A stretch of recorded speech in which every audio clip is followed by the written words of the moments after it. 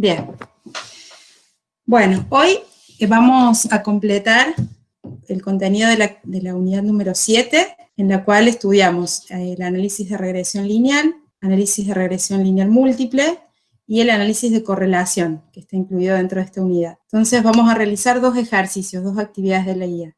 La número 7, que es un ejercicio de regresión lineal múltiple, y la actividad número 8, donde nos pide que realicemos un análisis de correlación. Dice, el siguiente procesamiento corresponde a un análisis de regresión efectuado sobre un conjunto de empleados a fin de determinar qué variables influyen en la distribución de salarios que paga una empresa. Se consideraron tres variables independientes: años de antigüedad en la empresa, años de educación superior y horas semanales trabajadas. Y en base a los resultados obtenidos se pide que estimemos la ecuación de regresión lineal múltiple, que analicemos la información disponible e indiquemos si todas las variables explicativas consideradas deben incluirse en el modelo, y calcular el R cuadrado ajustado e interpretarlo. Las aclaraciones que están entre paréntesis las agregué yo, como para que podamos ir trabajando en cada uno de esos puntos, y adicionalmente también agregué esos tres puntitos que están debajo, ¿sí? Como para completar el análisis de esta actividad, ¿sí? De este problema. Cuando nosotros comenzamos la unidad, presentamos el modelo de regresión lineal simple, donde se nos presenta una variable que le llamamos variable dependiente, y a través de otra variable, que le llamamos variable independiente, queríamos explicar el comportamiento de la primera en función de esta variable independiente. La variable X la llamamos, ¿sí? En este caso, queremos determinar, ¿sí?, cómo se comporta la variable salarios a partir de otras variables independientes, ¿sí? En este caso son tres. Entonces, lo primero que debemos hacer en un análisis de regresión es identificar claramente cuál es la variable dependiente o la que queremos explicar, y cuáles son las variables independientes, ¿sí?, que estarían influyendo, en este caso, sobre el salario. Se consideraron estas tres variables independientes: antigüedad en la empresa, años de educación superior y horas semanales trabajadas. Planteamos que a nivel poblacional podíamos definir un modelo de regresión múltiple a través de la siguiente expresión. Y sub i, que sería en este caso, ¿qué cosa? El valor que asume el salario, ¿no? Y sub i es la variable dependiente.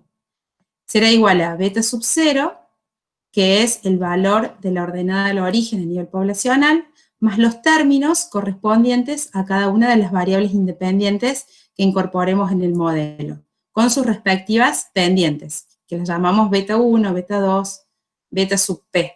En este caso, p es igual a 3, estamos incorporando tres variables independientes, más el término del error. Si nos concentramos únicamente en la primera parte de la expresión, es decir, todos los términos que están ahí indicados, y no consideramos el término del error, vemos que se plantea una función lineal.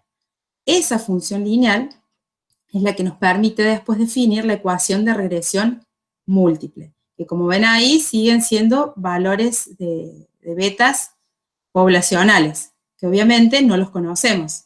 Entonces, a partir de los datos, lo que hacemos es estimar esos coeficientes, tanto la ordenada al origen como las respectivas pendientes, y obtenemos lo que se llama la ecuación de regresión múltiple estimada. Esa será la ecuación con la que vamos a trabajar en este ejercicio. Ahí yo les presento los datos del enunciado. Son 55 empleados con sus respectivos salarios, la antigüedad de cada uno de esos empleados, la educación de cada uno y las horas que semanalmente trabaja en la empresa. Entonces, para estimar la ecuación de regresión múltiple, nosotros dijimos que en esta materia no vamos a hacer el cálculo manual de esas, no vamos a obtener manualmente esas estimaciones, sino que lo vamos a hacer a través del InfoStat, ¿sí? Entonces yo rápidamente les muestro cómo se obtiene esa salida.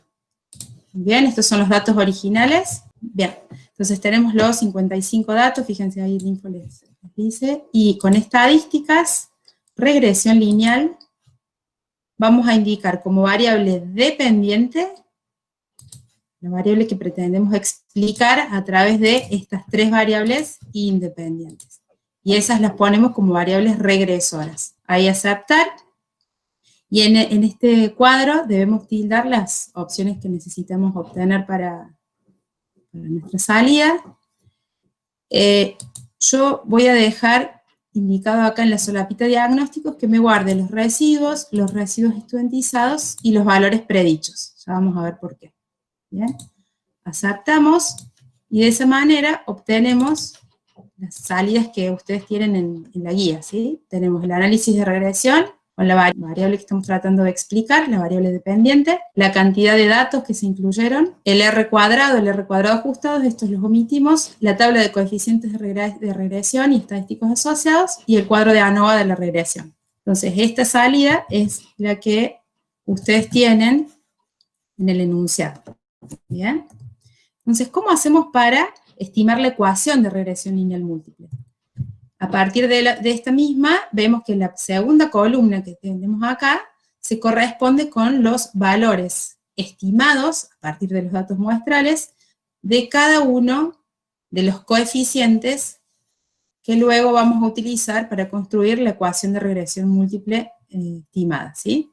Entonces, el primero, el que dice constante, es la ordenada al origen, que es positiva, 609,25, y luego aparecen los tres B sub I, B sub 1, porque llamé X sub 1 a la antigüedad en años, entonces para antigüedad esta será la estimación puntual de beta sub 1, es 888,08. Así con la estimación puntual de beta sub 2, 1672,18, y por último, la estimación de beta sub 3, 596,09. Y así es como presentamos la ecuación de regresión lineal múltiple estimada para este caso. Vemos que la ecuación presenta tres pendientes, ¿sí? Esta es la ordenada al origen y las tres pendientes. Observemos que todas estas pendientes asumen valores positivos, y hay una particularidad cuando interpretamos estas pendientes en el caso de regresión lineal múltiple, a diferencia de la interpretación que hicimos de la pendiente en la ecuación lineal simple. ¿Qué mide este 888,08? Sería el cambio que hay por la variación unitaria en X sub I. Se podría decir, profe, que al aumentar un año de antigüedad, la persona pasaría a ganar 888 más. 0,08. Por año que pase. 0,08 más, exactamente. Esa interpretación que acabamos de hacer, es decir, en cuánto se va a modificar la variable dependiente, es decir, en cuánto se va a modificar el salario por cada aumento unitario de X sub 1, ese aumento será de 888,08, ¿sí? Tenemos que... Siempre que el resto se mantenga constante. Dame un segundito. Esa interpretación es no bajo el supuesto, sino manteniendo constantes las otras variables de nuestra regresión lineal múltiple. Es decir, en cuánto va a aumentar el salario por cada aumento en X sub 1, es decir, por cada año adicional, manteniendo constantes las otras variables. ¿Sí? Y así con cada una de estas pendientes. Por ejemplo, si X sub 2 es el nivel de educación, que también está medido en años, ¿qué me indica esta pendiente? Que es positiva.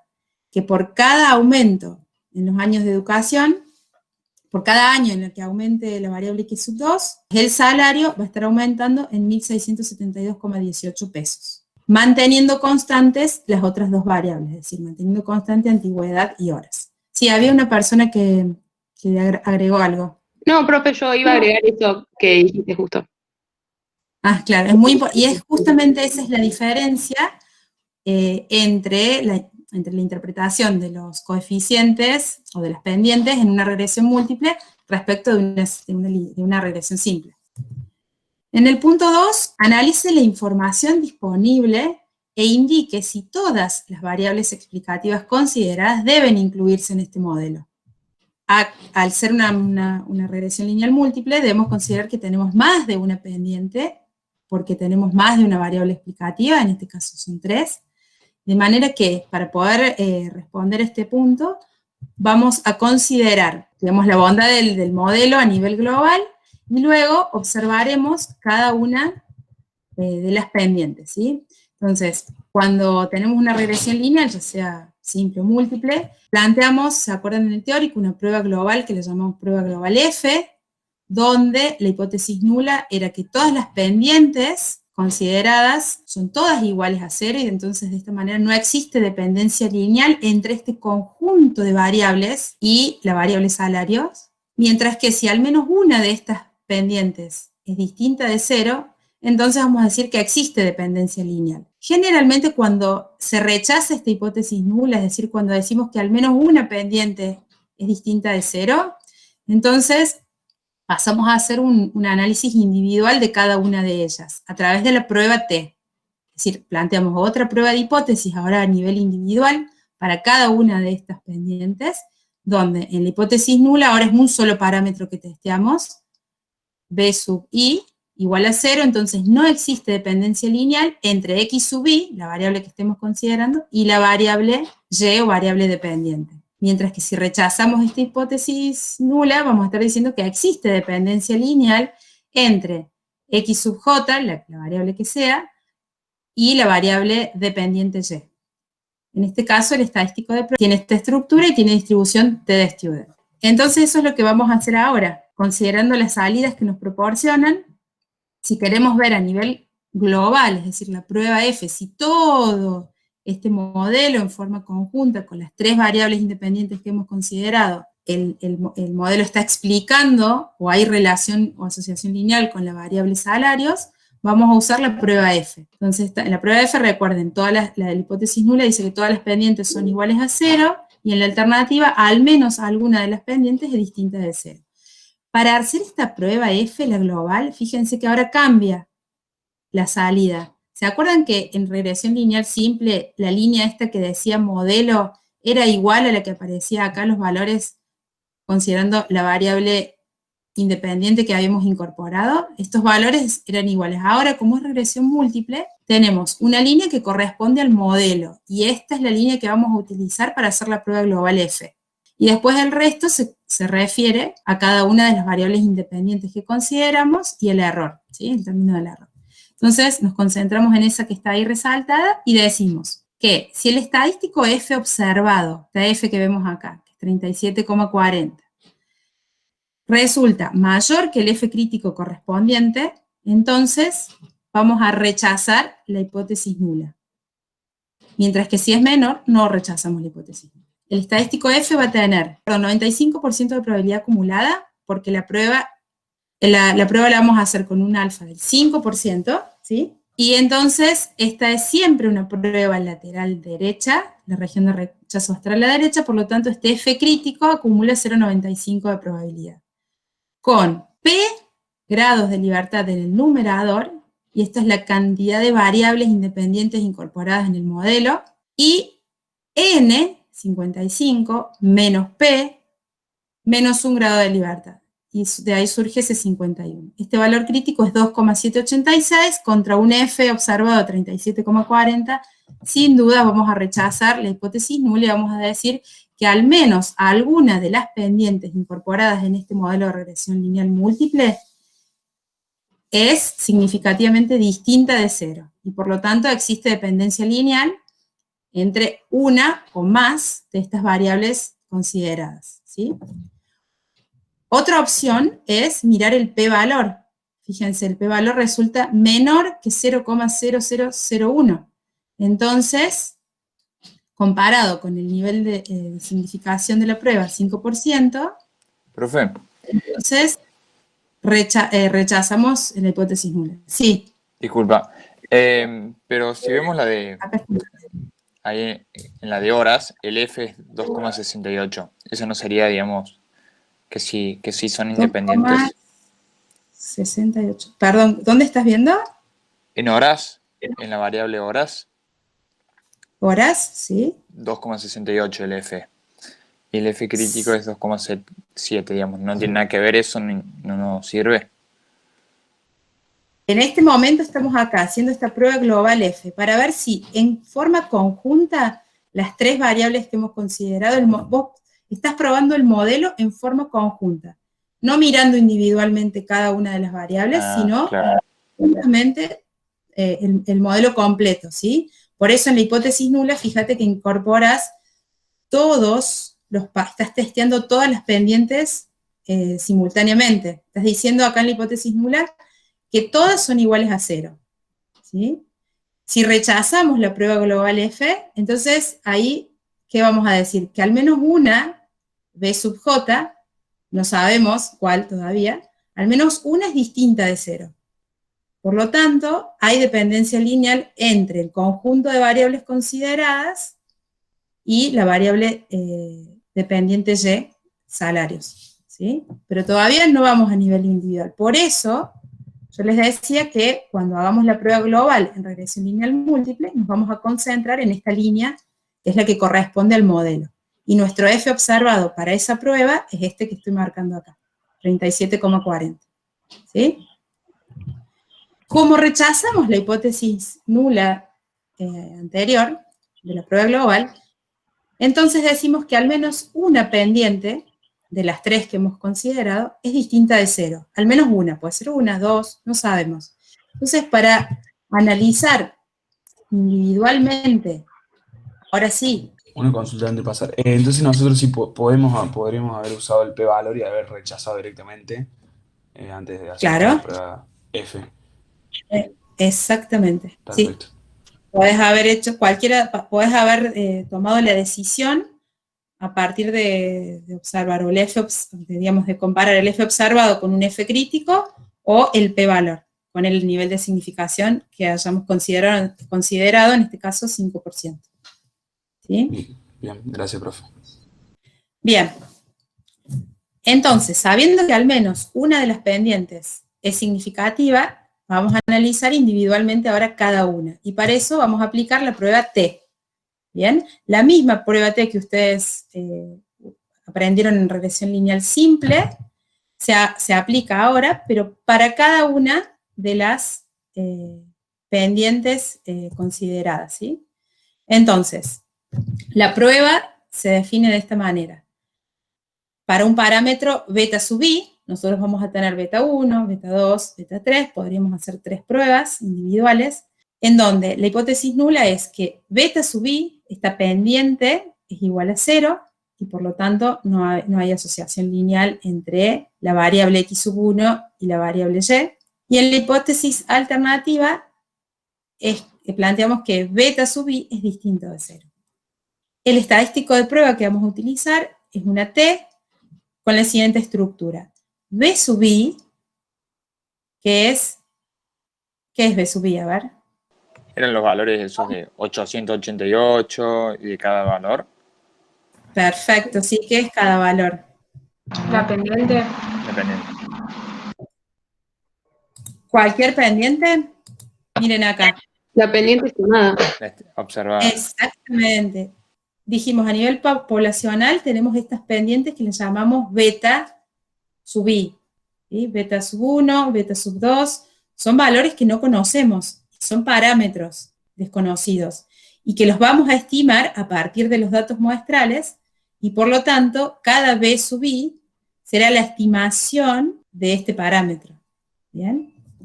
Entonces, cuando tenemos un conjunto de datos, volvamos acá, cuando ya observamos una muestra, podemos obtener las realizaciones de estos B sub i, es decir, las estimaciones puntuales de cada una de las pendientes obtenidas a partir de los datos muestrales.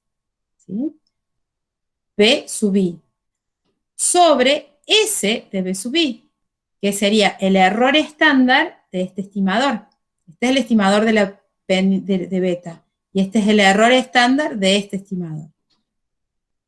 Este cociente tendrá distribución T de student con n menos p menos un grado de libertad. Y luego, para tomar una decisión respecto de rechazar o no esas hipótesis, planteamos dos opciones, dos reglas de decisión, que son alternativas, usamos una u otra, ¿sí? Entonces, si el T observado es mayor que el T crítico de la izquierda y menor o igual que el T crítico de la derecha, entonces esto no se rechaza la hipótesis nula. Caso contrario, será rechazada. Entonces, básicamente lo que hago es plantear una prueba bilateral con las regiones de rechazo a la izquierda y derecha de las colas de la distribución, y me fijo si este T observado pertenece a la región de no rechazo de la hipótesis nula, es decir, si cae entre estos dos valores críticos, o si pertenece a la región de rechazo para decir que beta sub i no es igual a 0, con el nivel de significación que decidamos trabajar. Por ejemplo, si trabajamos con la variable x sub 1, dijimos que x sub 1 era antigüedad, ¿sí? Entonces, la estimación puntual de beta sub 1, dijimos 888,08. Este es el valor de b sub i que vamos a colocar en el numerador del estadístico, sobre el error estándar de ese estimador, 98,07, eso es S de b sub 1. ¿Bien? Con esos dos valores que los tenemos ahí en la salida, obtenemos el valor observado de T, ¿sí? El T observado. A partir de ese valor observado, y considerando los dos valores críticos, menos 2 y 2, ¿sí? De manera que en ambas colas estamos dejando el nivel de significación, es decir, 5%, esos valores críticos son menos 2 y 2, entonces observamos que el T para antigüedad es 9,06. Como cae en zona de rechazo, decimos que rechazamos la hipótesis nula con un nivel de significación del 5%, y entonces la pendiente es significativa, es decir, es distinta de 0, ¿sí? Con un 5% de significación, ¿verdad? Observemos que este gráfico que tengo acá es una T de student con 51 grados de libertad. Lo vamos a ampliar un poquito acá, ¿sí? Porque fíjense que a partir de un gráfico yo puedo definir la regla de decisión. Si a mí me dan esto como dato para trabajar, leo el título, T de student con 51 grados de libertad, y la probabilidad del evento es lo que tenemos acá sombreado. La suma de estas dos regiones es 0,05, es decir, esto es el nivel de significación de la prueba. Y me están dando los dos valores críticos, menos 2 y 2. Entonces ya con este gráfico podría plantear la regla de decisión y decir que si el T observado está entre menos 2 y 2, o queda contenido entre esos dos valores, no rechazamos la hipótesis nula, mientras que si es menor que menos 2 o mayor que 2, vamos a rechazar la hipótesis nula, que es lo que sucede en este caso. Por otra parte, yo les mostré acá cómo calcular el T observado a partir de la estimación puntual a partir de B sub 1 y de su error estándar. Pero también, si nos dan la salida completa, el T observado aparece en esa misma línea acá, 9,06, que es el mismo valor que obtuvimos acá a partir de esos dos datos. Eso es utilizando como regla de decisión trabajar con el valor del estadístico, el valor crítico del estadístico, ¿sí? Pero también podría mirar el p-valor. Si en la salida que tenemos contamos con el p-valor para esta pendiente en particular, vemos que ese valor es menor que el alfa, y por lo tanto, con un nivel de significación del 1%, rechazamos la hipótesis nula y decimos que la pendiente es significativamente distinta de 0. Bien, entonces la variable antigüedad está explicando o influyendo de manera lineal sobre el comportamiento de la variable salario. El mismo planteo podemos hacer para la segunda pendiente, es decir, para beta sub 2, planteamos las hipótesis individuales, h sub 0 igual a beta sub 2 igual a 0, mientras que la hipótesis alternativa decimos que beta sub 2 es distinto de 0, definimos de esta manera el estadístico de prueba. Fíjense que si son varias pendientes, el estadístico siempre esté con los mismos grados de libertad. Obtenemos el valor observado del estadístico, 6,6326, cae también en región de rechazo, y por lo tanto decimos que con un nivel de significación del 5%, la pendiente de la variable educación es distinta de 0. Vamos a ver qué pasa con la tercera pendiente, con la pendiente correspondiente a la variable horas. Calculamos el valor observado del estadístico, y ese valor es 1,64. Ese valor pertenece a la región de no rechazo de la hipótesis nula. Es decir que con un nivel del 5%, un nivel de significación del 5%, la pendiente de la variable x sub 3, es decir, beta sub 3, no es significativamente distinta de 0. Y miren acá el p-valor, 0,1076, mayor que el alfa. No rechazamos la hipótesis nula. Y entonces, volviendo al enunciado del problema, fíjense, nos preguntaban, o nos decían, analice la información disponible e indique si todas las variables explicativas consideradas deben incluirse en el modelo. ¿Qué opinan? Se excluye del modelo porque no es significativa. Podríamos excluir del modelo a la variable horas, dado que la pendiente de esta variable no es significativamente distinta de 0, y por lo tanto no habría relación lineal entre esta variable y la variable salarios. ¿Sí? Esto con un nivel de significación del 5%. En el tercer punto, nos pide, después volvemos a una consulta antes de pasar el ejercicio. Sí. Nosotros, todo este análisis que hicimos con el estadístico T, sería también el que hacemos cuando tenemos el modelo de regresión simple. Es el mismo planteo de hipótesis. O sea que en el modelo... Solo que lo hacemos una sola vez. En cambio acá hicimos una prueba T individual para cada una de las variable. Entonces, en el modelo de regresión simple no se usa la prueba F, digamos, que es global. Son equivalentes. Son equivalentes. Sí, es lo mismo. Digamos, no es que no puedas usarla, porque en definitiva es un modelo simple donde solo tenés una variable independiente. Claro, sí. Podrías aplicarlo, pero vas a observar que son realmente equivalentes. Claro, pero... En cambio, en regresión lineal múltiple, fíjate que la prueba global F nos llevaba a rechazar la hipótesis de que todas las pendientes eran iguales a 0, ¿sí? Todas iguales e iguales a 0.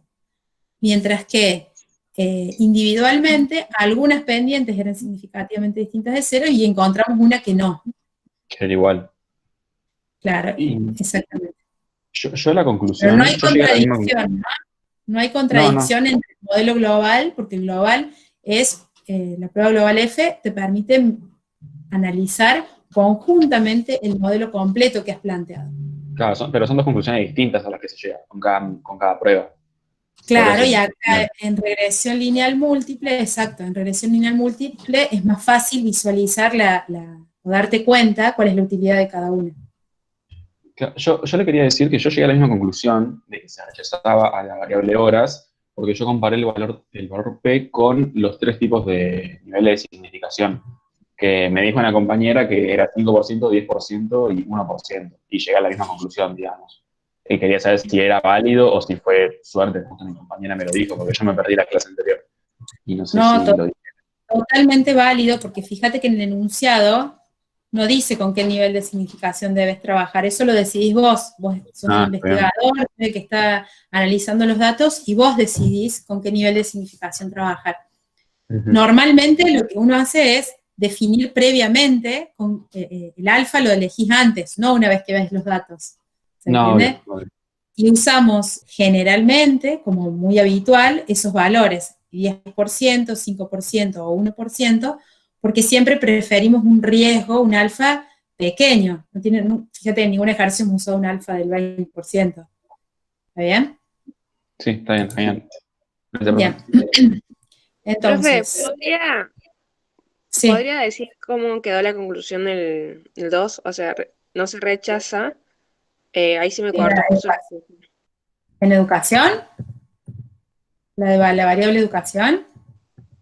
No, la variable horas. Ah, sí, horas, ahí te lo muestro. En horas. La regla de decisión la podemos plantear a través del estadístico crítico, los valores de los valores críticos de T, y decir que si el T observado es mayor o igual que -2 y menor o igual que 2 positivo, entonces no rechazamos la hipótesis nula. Mientras que si está por debajo de -2 o resulta mayor que 2, vamos a rechazar la hipótesis nula. En este caso vemos que el t observado resulta igual a 1,64. Dicho valor pertenece a la región de no rechazo. Y entonces, con un nivel de significación del 5%, decimos que beta sub 3 no es significativamente distinta de 0, la pendiente. Por lo tanto, no hay asociación lineal entre la variable horas y la variable salario en este modelo. La otra alternativa es plantear la regla de decisión para esta prueba a partir del p-valor. Y vamos a decir que si el p-valor resulta mayor o igual que el alfa, no rechazamos la hipótesis nula.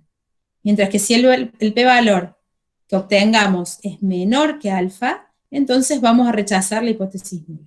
Como alfa en este caso es 5%, el p-valor para esta prueba es para esta pendiente es 0,1076, no rechazamos la hipótesis nula. Y con un 5% de significación decimos que beta sub 3 no es significativamente distinta de 0.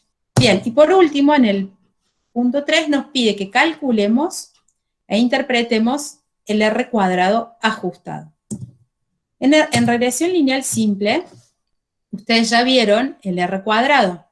El valor que asume este R cuadrado, como máximo es 1, entonces mientras más cerquita a 1 esté este valor, vamos a decir que la variable, cuando era lineal simple, ¿no? Decíamos que la variable independiente, X, considerada en el modelo, explica el comportamiento de la variable dependiente.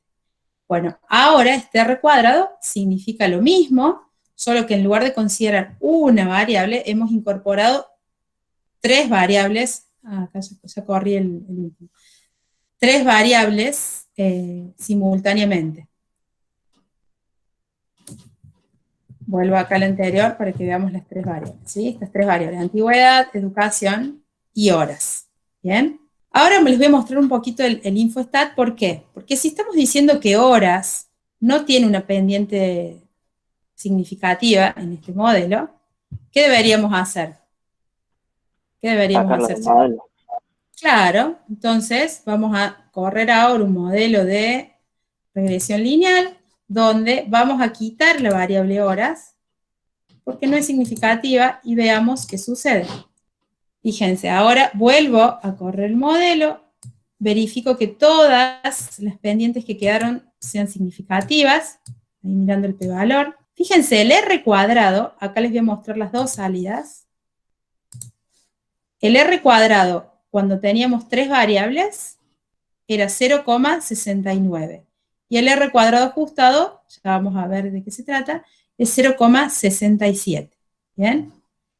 Veamos qué pasa con el modelo cuando quito la variable horas, porque no era significativa su pendiente. Ahora el R cuadrado bajó un poquito a 0,67, recordemos que era 69, pero el R cuadrado solo bajó a 0,66. Prácticamente es el mismo valor.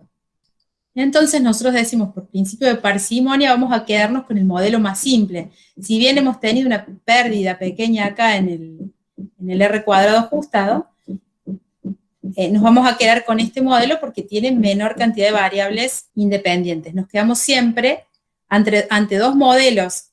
Profe, una consulta. Sí. El N, que es 55, ¿cómo lo calculamos? Porque el enunciado no lo dice. Pero la salida sí, te dice N. Claro, sí, pero me refiero, si no nos dan, porque, por ejemplo, las salidas en el libro, digamos, en el apunte, no aparece eso, por eso preguntaba. En la actividad número 7, a ver, ¿qué datos tenés?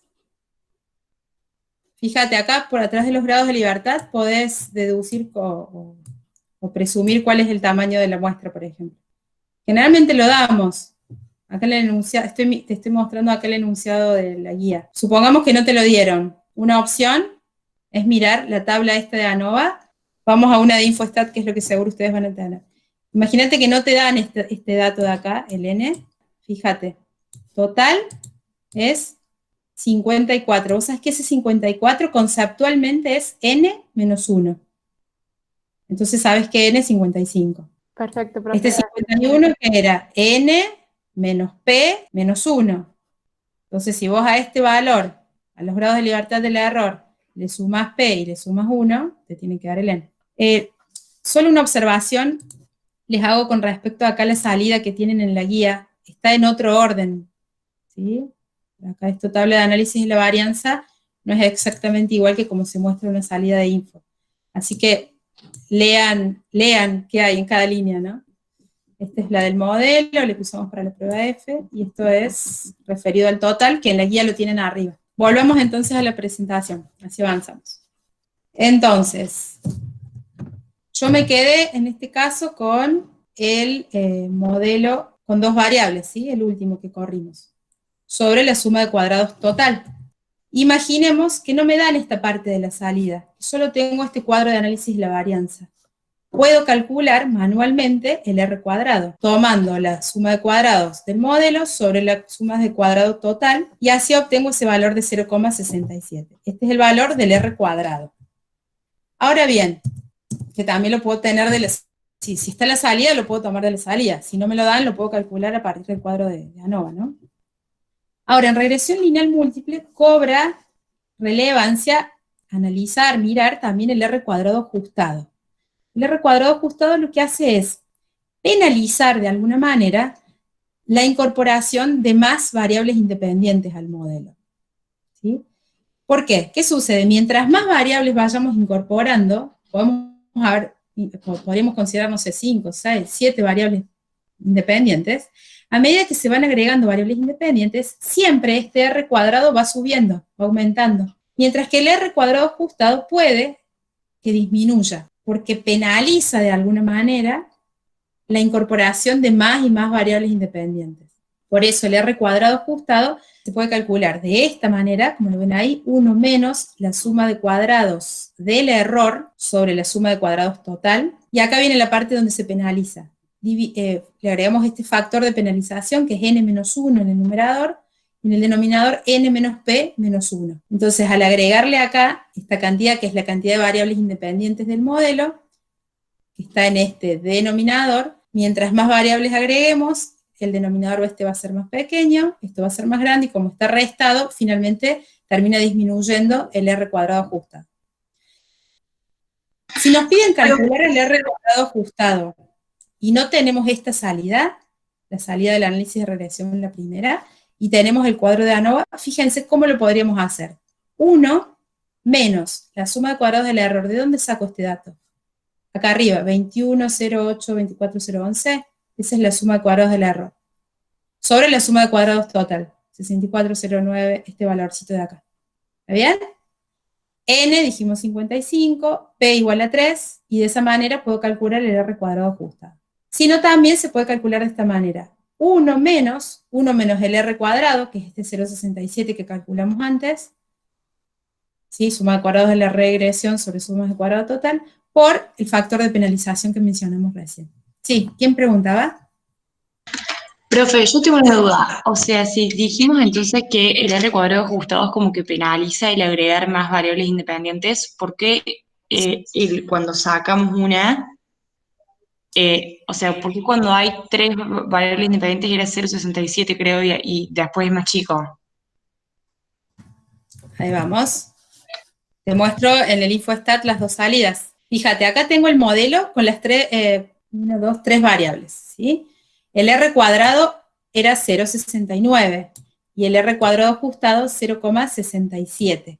Cuando elimino la variable que no era significativa, el R cuadrado ahora pasa a 0,67, baja un poquito de 0,69 a 0,67, y el R cuadrado ajustado baja a 0,66. En ambos casos baja un poquito, porque estás quitando información. Vos estás tratando de explicar una variable, cómo se comporta. Mientras más información le agregas al modelo para explicar el comportamiento de los salarios, pero acá la pérdida fue muy pequeña. ¿Por qué? Porque la variable horas no tenía asociación lineal con nuestra variable salario. Era muy bajito el impacto de esa variable. Sí. Yo pensé que al decir que es como que el R cuadrado justo va a penalizar el que haya más variables independientes, pensé que al sacar una variable independiente, o sea, que haya en vez de 3, 2, iba a ser como que más cercano a 1, o sea, como que iba a ser mejor el R ajustado. No, mira, solo para mostrarte que entiendas, corramos otro modelo, ¿sí? Sacando algunas de las variables que sí son significativas. Saqué educación, dejo antigüedad y horas. Veamos qué pasa. A ver cómo queda el modelo. Mira qué pasó al sacar, mira qué pasó con el R cuadrado ajustado cuando quitamos una de las variables que sí era significativa, cuya pendiente sí era significativa. Fíjate cómo bajó, 0,40. Por supuesto que lo otro también baja, ¿no? Porque esto tiene que ver con la bondad del modelo. ¿Vas entendiendo? Claro, es como que tiene que ver también con la cantidad de variables y con cuán significativas son esas variables en el modelo. Exactamente, yo podría agregar una variable que tenga pendiente 0 y seguro que acá el R cuadrado sigue siendo este valor y sí va a bajar el R cuadrado ajustado. Más, si yo agrego otra, poner que agreguemos horas y otra variable que no sea cuya pendiente no sea significativa. Este R cuadrado va a ir bajando seguramente, mientras que este R cuadrado ajustado va a ir bajando, mientras que el R cuadrado va a ir siempre aumentando. Listo, profe, gracias. Bien.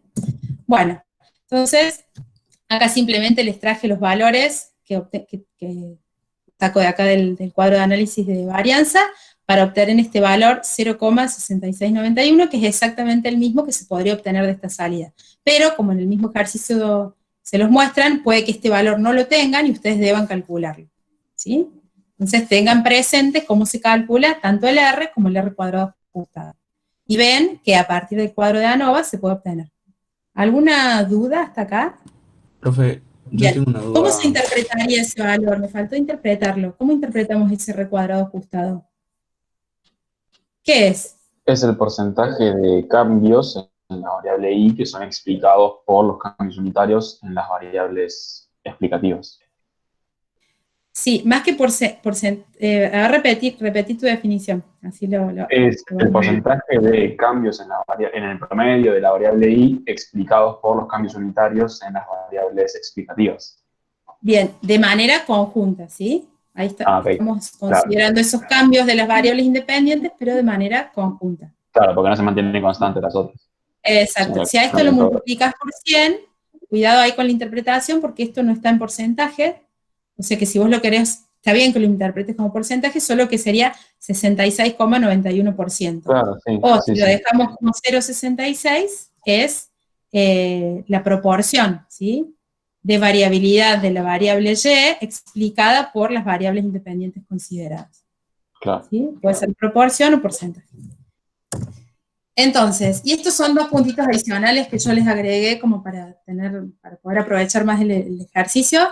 Si nos dicen que obtengamos una predicción del salario promedio cuando la antigüedad es de 9 años, el nivel de educación es 4 años y la cantidad de horas trabajadas por semana son 42. Utilizamos entonces la ecuación de regresión múltiple estimada, reemplazando por los respectivos valores de x1, x2, x3, y para esos valores de las respectivas x, se obtiene un salario promedio de 40.326,45 pesos. ¿Sí? Es simplemente la utilidad. Les muestro una cosita en el InfoStat. Cuando ustedes procesan, y vieron que yo tildé al principio que guarde los residuos estudiantizados y el valor predicho de salarios. Agrega el sistema automáticamente estas tres columnas, las conserva, las guarda. ¿Sí? Bueno, por ejemplo, si queremos encontrar el valor de Y para, voy a tomar cualquiera, el operario o el empleado número 39, 6 es la antigüedad, 2 los años de educación, 41 la cantidad de horas semanales que trabaja. El valor predicho, a partir de la ecuación de la recta, de regresión múltiple, es 33.721,76. Este es el Y sub 39 sombrerito, ¿sí? Este valor se obtiene a partir de la ecuación de la recta. Y este es el valor observado para ese, obviamente no es igual, para ese operario. Es decir, que los valores predichos que aparecen acá no es otra cosa que el valor de Y sombrero sub I para los respectivos valores que asume la variable x1, x2, x3. ¿Sí? ¿Para qué sirve también esto? No solo acá en regresión múltiple, sino también en la simple. ¿Se acuerdan que hay todo el análisis residual que hacemos para regresión lineal? Es válido también para regresión lineal múltiple, y hay gráficos que se hacen con residuos de salarios, con los residuos. Si queremos ver si los residuos se distribuyen normal, fíjense que acá ya tenemos la variable residuos y podemos hacer una prueba de normalidad. Bien, se nos quedan ya guardados esos valores para poder trabajar principalmente en todo el análisis residual. Los mismos supuestos, perdón, del modelo, es lo mismo para regresión lineal múltiple que para regresión lineal simple. Salvo que en regresión lineal múltiple se agrega el tema de multicolinealidad que está excluido, digamos, no está incorporado en el material, ¿sí? Bien. Por último, porque esto nos sirve para múltiple y para regresión simple también. Si nos piden que obtengamos un intervalo de confianza para beta, por ejemplo, para beta sub 1, de la variable, en este caso, antigüedad, por ejemplo, ¿cómo se obtiene ese intervalo de confianza para la pendiente? Imaginemos que tenemos la mitad de la tabla, o sea, que solamente nos dan esta información. ¿Podemos obtener el intervalo de confianza? Sí. ¿Cómo lo hacemos? Beta sub i, que es la estimación puntual, perdón, B sub i, que es la estimación puntual de la pendiente, que es este valor que aparece acá, más menos un valor de t que tendrá n menos p menos 1 grado de libertad, es decir, 51 en este caso, y que tenga la probabilidad acumulada según el nivel de confianza que nos pidan. En este caso, recuerden que los intervalos de confianza son centrados, por lo tanto, esa probabilidad, ese nivel de confianza deben quedar en el centro de la distribución. Y entonces cuando busquemos estos valores de t crítico, o estos valores de t, mejor dicho, debemos tener en cuenta eso. Entonces fíjense que acá yo busco el valor de t que tenga 51 grados de libertad y que acumule 0,975 de probabilidad, porque mi intervalo tendrá el 95% de confianza. Por el error estándar del estimador, por S sub B1, que aparece acá. Entonces, con estos datos, fíjense que yo ya puedo, teniendo el valor de t, puedo obtener los límites de confianza para beta sub 1. Esos límites son 691,2 y 1084,96. Entonces, con una confianza del 95%, la pendiente beta sub 1, la pendiente de la variable antigüedad, estará contenida en el intervalo 691-1085. Bien, si la tenemos a la salida completa, como se muestra acá, leamos esto. Acá. Si aparecen ya límites de confianza en la salida, leamos acá el título, porque dice LI, entre paréntesis 95%, LS 95%, límite inferior y superior. Y lean esto, chicos, porque podemos tener más de una salida y nos preguntan sobre un intervalo de confianza a lo mejor del 99%. Entonces, saber si esto está calculado con 95, 99 está en la salida. Lean la salida, sería la consigna. ¿Sí? Como hice con cada uno de las otras dos pendientes, me voy a la última, a la que habíamos excluido originalmente, o sea,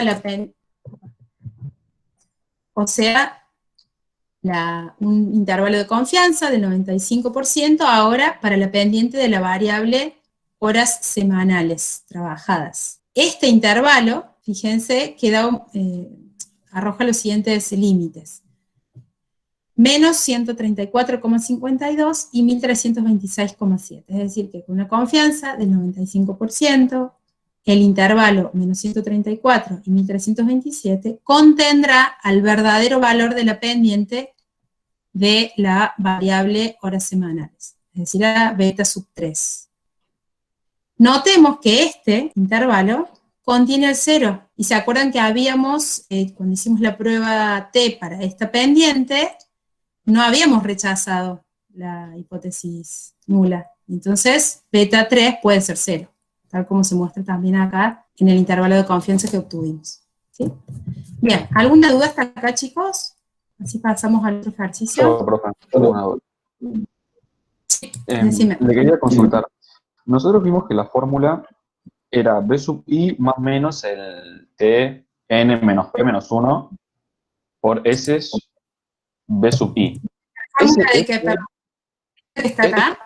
Esa, sí, esa fórmula que muestra del intervalo de confianza. Sí. ¿Se puede usar también en el modelo de regresión simple? O sea, ese B sub I puede ser el mismo producto que hay en el modelo de regresión simple, que es el S I sub X sub IX, que tiene la raíz de 1 sobre n más el sumatorio y todo eso, que es para calcular no sé la si media estás diciendo promedio. exactamente, no te seguí con la descripción de la fórmula de expresión, pero sí, es el mismo.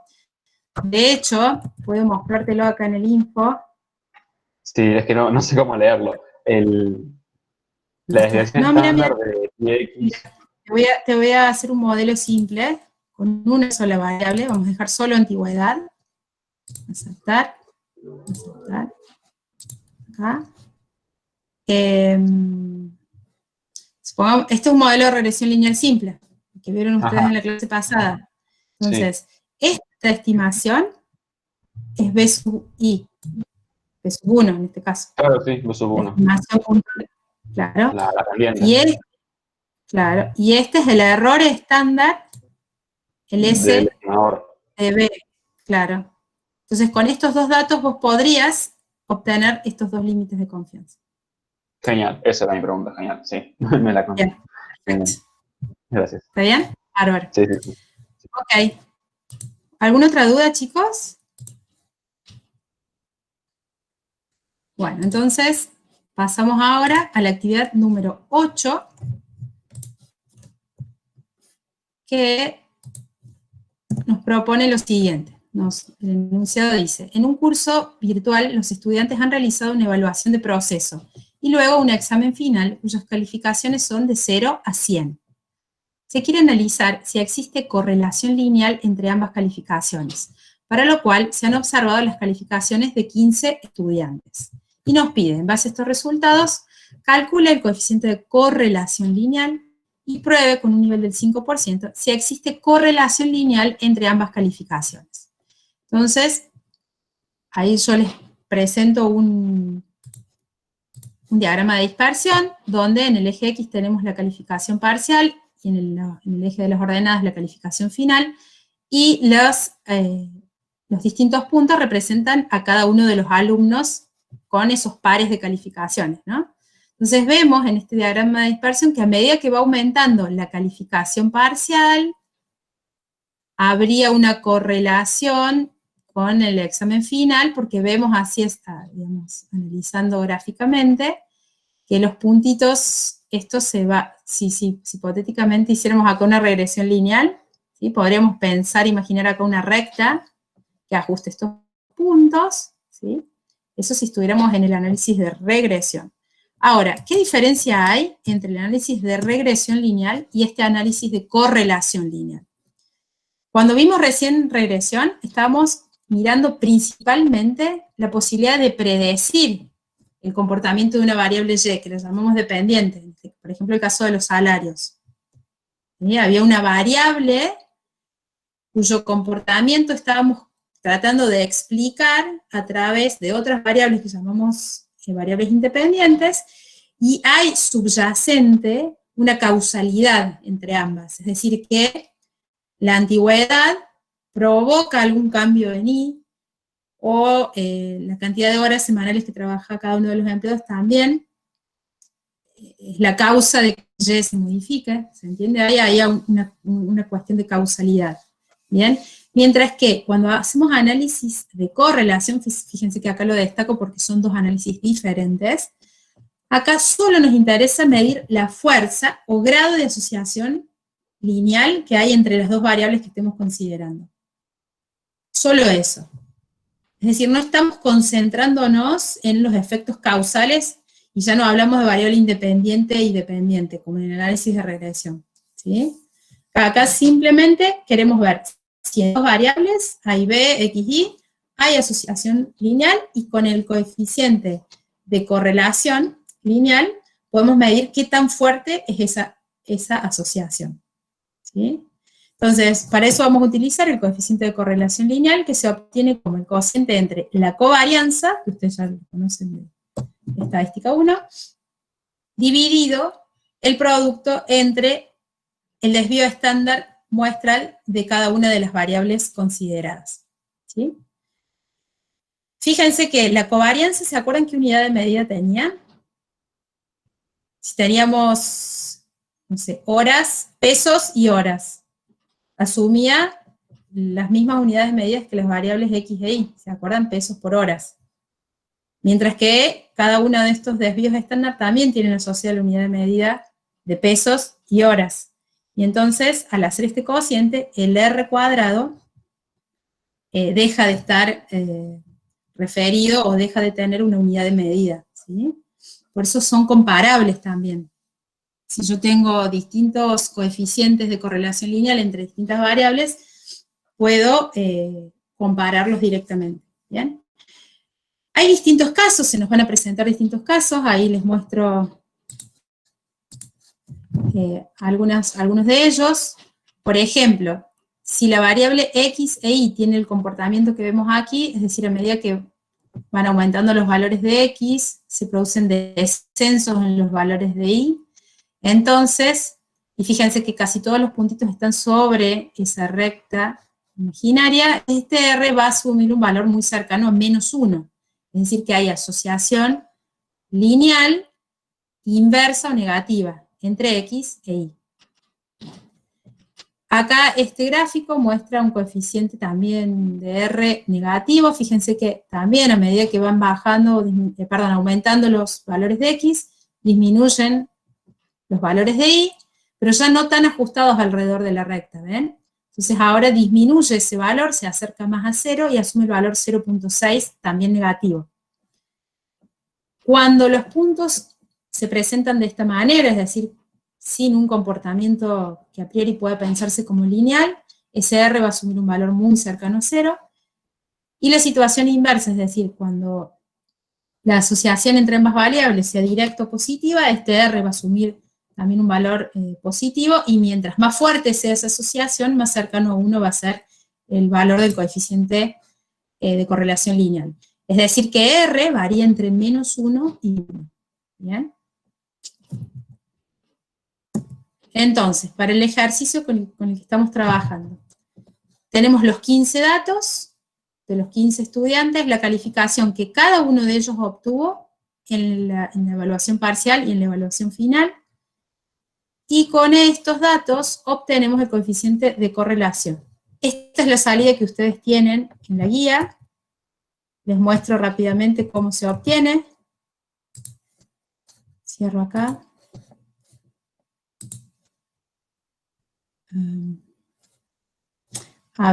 Voy a abrir el archivo. Sería este. Este lo tienen ya publicado ahí en el aula, chicos. Si después lo quieren reproducir. Vamos a dejar de trabajar este. Y acá tenemos los 15 datos de la actividad número 8. En estadísticas, se me perdió. Análisis de correlación, acá. En el menú estadísticas tenemos análisis de correlación y vamos a solicitar que nos dé, que el info calcule los coeficientes de correlación. Acá tenemos dos variables, originalmente estaban así. Entonces tomo las 2, 3, 4, las variables que ustedes quieran analizar, colocan todas juntas ahí. Nosotros trabajamos con el coeficiente de correlación de Pearson, aceptamos. Y de esta manera se obtiene esto, que en realidad es una matriz, ¿sí? La salida esta tiene una forma matricial, donde vamos a tener acá en fila tantas variables como todas las variables que hayamos incorporado, tanto en filas como en columnas. ¿Bien? Cuando se cruce la variable consigo misma, es decir, calificación parcial con calificación parcial, fíjense que es 1. ¿Sí? Siempre en la diagonal principal de esta matriz nos va a quedar el valor 1.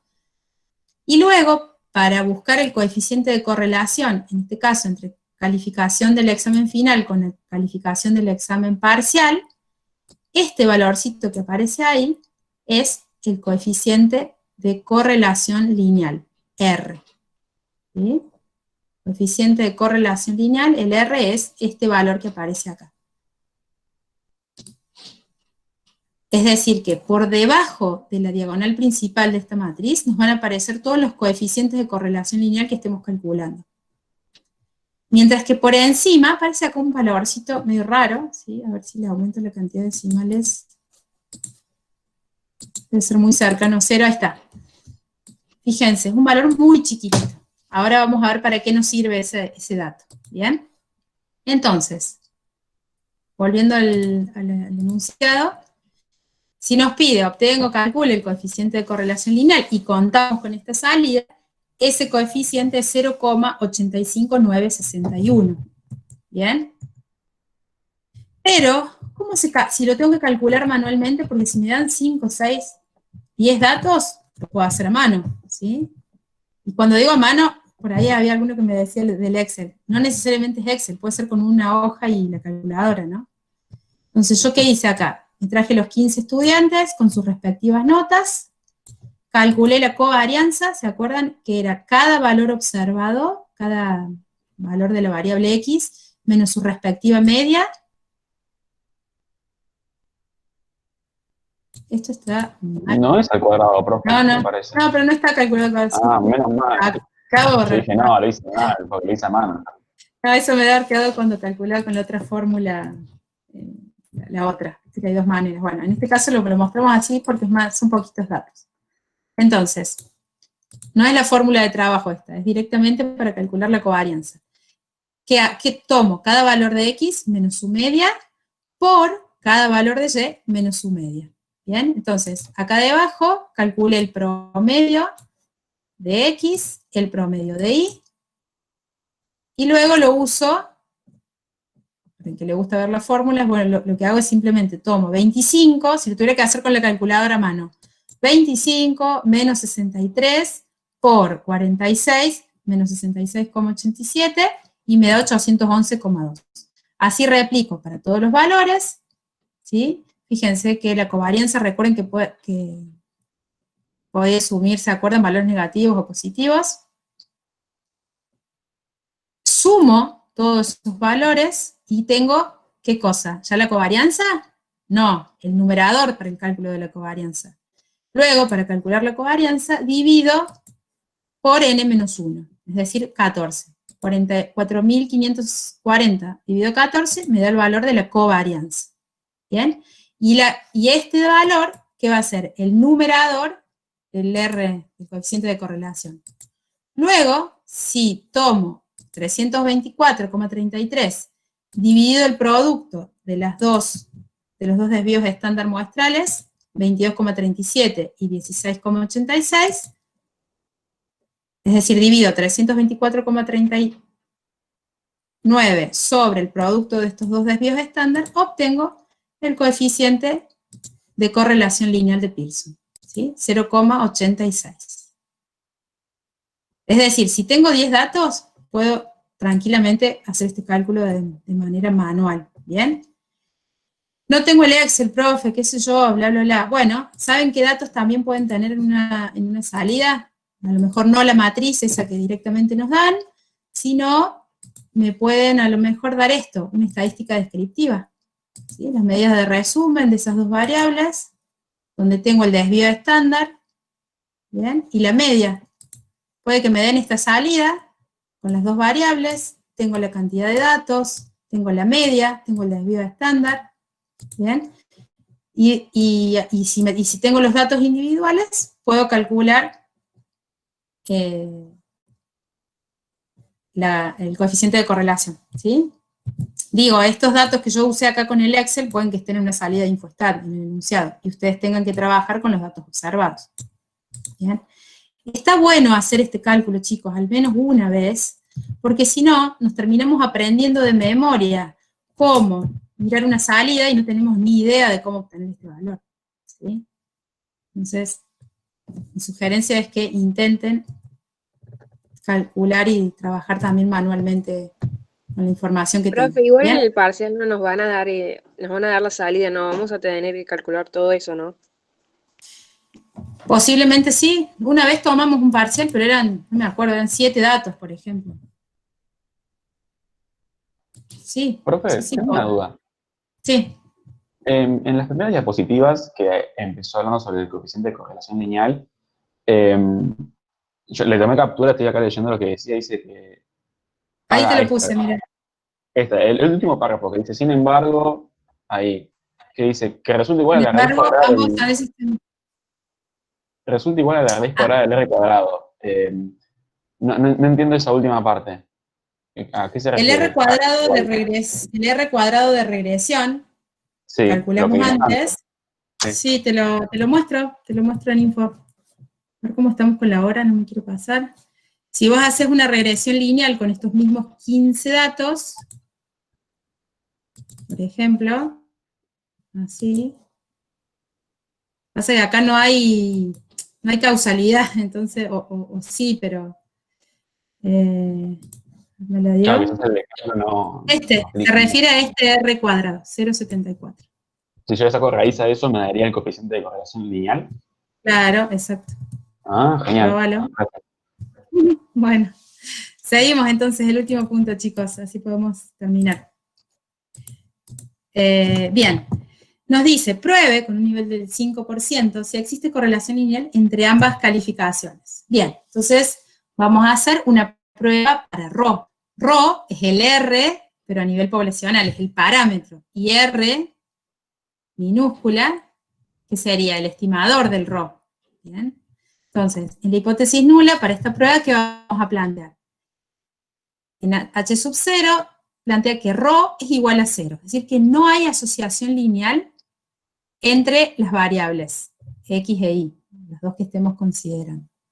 Mientras que H sub 1 plantea que Rho es distinto de 0, es decir, que hay asociación lineal entre las mismas. El estadístico de prueba será una T con la siguiente estructura. R, el coeficiente, el estimador, digamos, el coeficiente, el estimador de Rho, es el coeficiente de correlación lineal que acabamos de analizar recién, menos Rho bajo hipótesis nula cierta, sobre el error estándar de este estimador, que se define como la raíz cuadrada de 1 menos R cuadrado sobre N menos 2. Este estadístico va a tener distribución T con N menos 2 grados de libertad. Y de nuevo, es una prueba bilateral, que podemos plantear de distintas maneras la regla de decisión. Si trabajamos con los valores críticos de T, tendremos que T con 13 grados de libertad, recuerden que eran 15 alumnos, menos 2, 13, y el nivel de significación para la prueba se planteó con un alfa del 5%, entonces en esta prueba bilateral tendremos los siguientes puntos críticos, menos 2.16 y 2.16. Entonces, si el valor, que acá lo tengo calculado, si el valor del T observado resulta o cae dentro de estos dos valores, cae en la región de no rechazo, no rechazamos la hipótesis nula.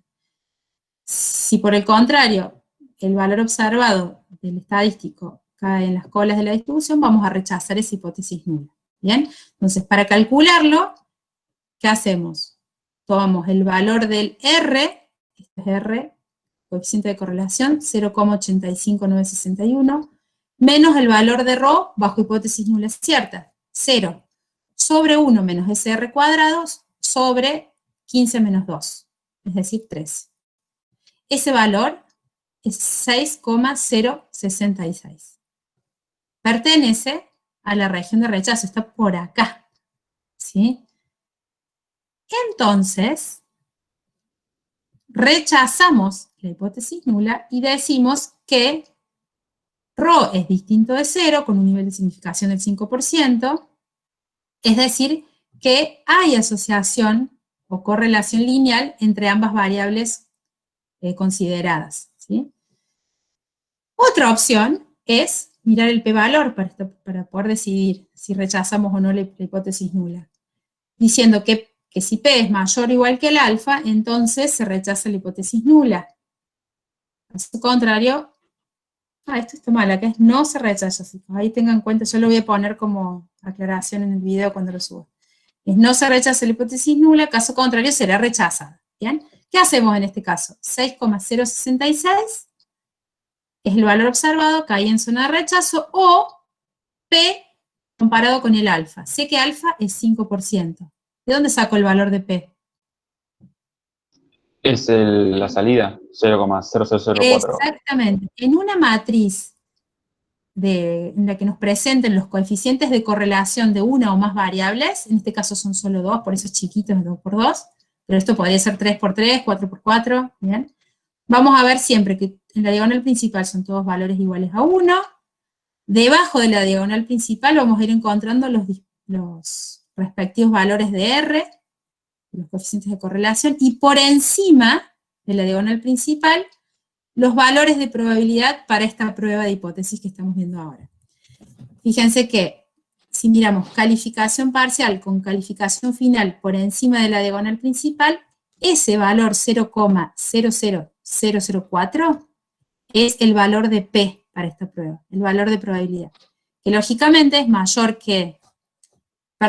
que alfa, 5%, y entonces, al igual que recién, rechazamos la hipótesis nula, y ρ es distinto de 0. Es decir, que hay correlación lineal entre ambas variables. ¿Sí? Otro punto, no sé si lo mencioné, es que este valor de R puede ser positivo o negativo, es decir, el signo importa acá. Si queremos interpretar bien este coeficiente de correlación, es que existe una correlación lineal entre calificación del examen final y calificación del examen parcial de tipo lineal positiva, es esa relación, o correlación, ¿sí? Es positiva, es decir, a medida que aumenta una de las calificaciones, también aumenta la otra, ¿sí? Bien, llegaríamos ahí hasta el final. ¿Alguna duda? Bien, ¿alguna otra pregunta, chicos?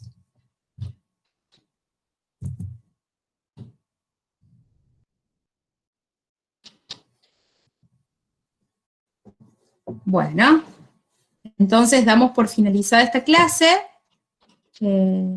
Recuerden que el día jueves tenemos la autoevaluación por la mañana, no se olviden que es con CEP, va a ser igual que como van a acceder al parcial, así que traten de estar, de participar, de paso prueben sus equipos y se autoevalúen, ¿sí?